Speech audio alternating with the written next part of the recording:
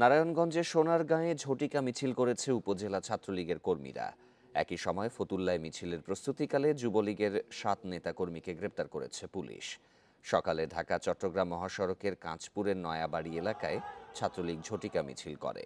অপরদিকে ফতুল্লার শিবু মার্কেট এলাকায় আওয়ামী লীগের মিছিলের জন্য প্রস্তুতিকালে যুবলীগের ৭ নেতাকর্মীকে আটক করে পুলিশ।